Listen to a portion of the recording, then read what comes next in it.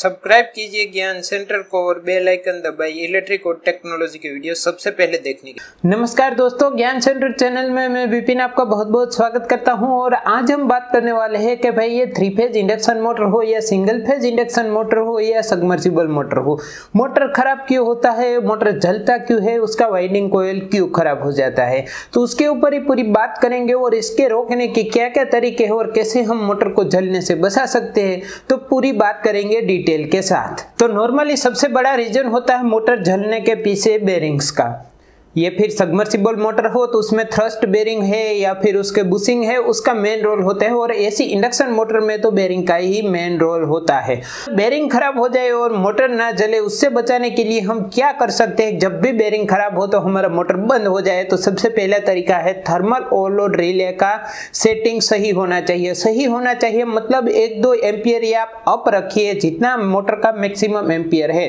Maximum से मैं बात कर रहा हूँ कि अगर 10 HP का मोटर है तो अबाउट वो 15 एम्पियर लेगा, तो आप रिले को सेट कर सकते हैं 16 एम्पियर या 17 एम्पियर के आसपास। तो 1 या 2 एम्पियर अगर अप जाएगा तो मोटर वहां पे तुरंत ट्रिप हो जाएगा। और ट्रिप हो जाएगा थर्मल ओवरलोड रिले की वजह से, ताकि हमें पता चल जाएगा कि भाई मोटर में कुछ ना कुछ प्रॉब्लम है। तो वो ट्रिप हो गया तो फिर आप उसको चेक करने के बाद ही स्टार्ट कीजिए।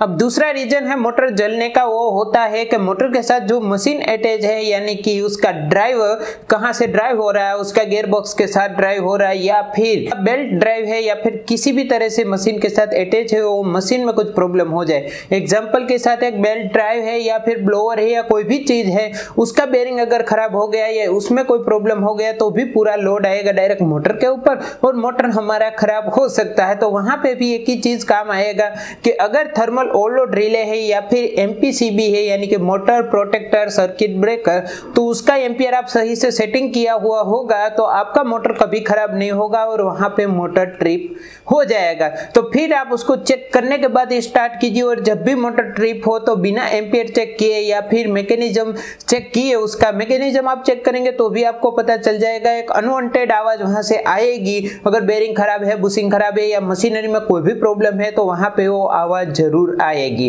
अब और एक रीजन होता है मोटर खराब होने का। जब एसी इंडक्शन मोटर की बात कर रहा हूं तो एसी इंडक्शन मोटर खराब होता है, उसके पीछे जो फैन लगा हुआ है, बहुत बार ऐसा होता है वो फैन टूट जाता है, वो फैन है वो खराब हो जाता है या फिर टूट जाता है, तो हम उसको बदलते नहीं है, कंटिन्यूसली मोटर को ऑन रखते हैं। तो ऐसी चीजें हमें कभी नहीं करनी चाहिए। अगर उसके पीछे का फैन खराब हो गया तो मोटर को कूलिंग मिलना बंद हो जाएगा, क्योंकि ये सारी मोटर होती है, ये होती है एयर कूलेड।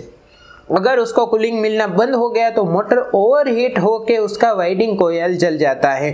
तो ये चीज हमें खास ध्यान रखनी है कि जो मोटर के साथ फैन अटैच है उसको एयर कूलिंग देने के लिए वो फैन हमेशा मोटर के साथ जुड़ा होना चाहिए। अगर वो टूट गया तो तुरंत वहां पे दूसरा फैन आप लगा के उसको ऑन कीजिए, ऐसे ही मत चलाइए।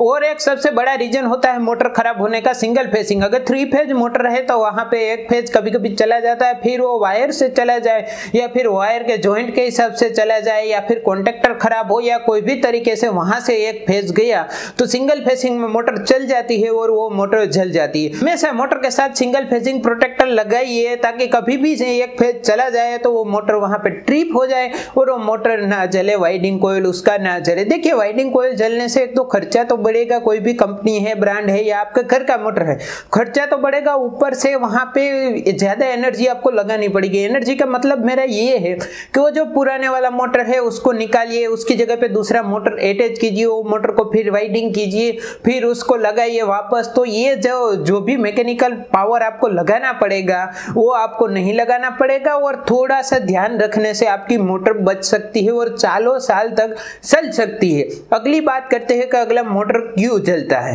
तो सिर्फ हम वहां पे थर्मल ओवरलोड रिले का ही प्रोटेक्शन देते हैं और बाकी के प्रोटेक्शन हम मोटर को देते नहीं है। बाकी के प्रोटेक्शन की बात आती है तो वहां पे सिंगल फेसिंग प्रिवेंटर है, एमसीबी है, एमपीसीबी है, मोटर प्रोटेक्टर, सर्किट ब्रेकर, ये चीज हम लगाते नहीं और सिर्फ थर्मल ओवरलोड रिले के भरोसे हम मोटर को छोड़ देते हैं। तो ये चीज कभी नहीं करनी है। जब भी कोई वायर का अगर जॉइंट खराब हुआ या वायर में कोई भी शॉर्ट सर्किट हुई, जो हमारे कॉन्टेक्टर से मोटर तक वायर जा रहा है उसमें कोई भी प्रॉब्लम हुई तो वहां पे वो ट्रिप नहीं होता होता है कभी कभी थर्मल ओवरलोड रिले, क्योंकि उसका एम्पियर सही से सेट नहीं होता और बहुत सारे फैक्टर उसमें यूज होते हैं, तो वहां पे थर्मल ओवरलोड रिले से ट्रिपिंग होता नहीं और मोटर खराब हो जाता है। अगर वहां पे ड्यूअल प्रोटेक्शन होगा, अगर वहां पे हमने एमपीसीबी या फिर एमसीसीबी का या फिर एमसीबी का यूज किया होगा, ये तीन में से कोई भी चीज, तो वहां पे आपका कहीं ना कहीं मोटर बच जाता है।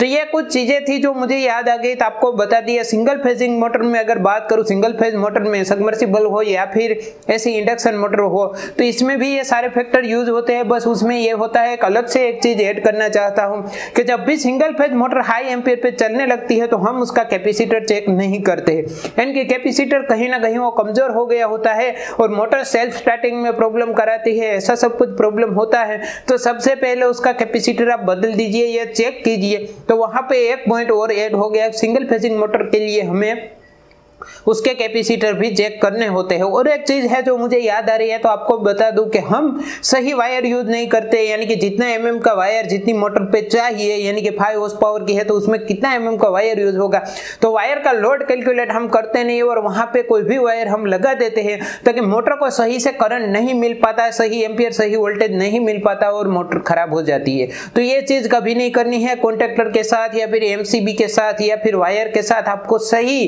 कैलकुलेशन करके वहां पे वायर लगाना है लोड के हिसाब से, तो आपका मोटर बहुत ही कम खराब होगा। तो ये सारे फैक्टर मैंने बता दिए आपको। तो आपको वीडियो पसंद आया होगा, अगर पसंद आया है तो वीडियो को लाइक कर दीजिए, वीडियो को शेयर कर दीजिए और हाँ, चैनल को सब्सक्राइब करना ना भूले, क्योंकि इलेक्ट्रिक और टेक्नोलॉजी के बहुत सारे वीडियो हम लेके आते रहते हैं। जय हिंद, वंदे मातरम।